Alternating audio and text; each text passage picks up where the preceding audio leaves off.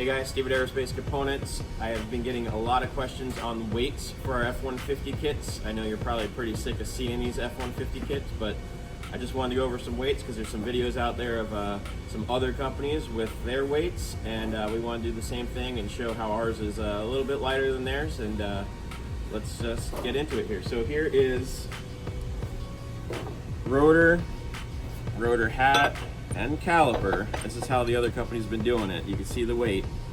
We are going to add pads and all the hardware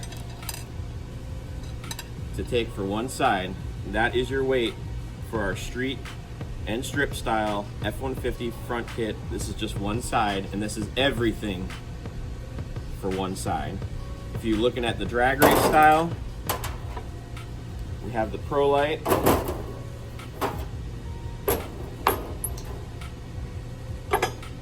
hat, caliper, and again, all the hardware. This is even a Vena rotor caliper. Probably weighs a little bit more, but we're just doing it for the video. That is the weight of the Pro Light. Drag style, a lot of you guys will be going with the heavier duty version, so you can drive it on the street, out of issue, take it to the track without an issue, but those are your weights, and we just wanted to share that with you guys today.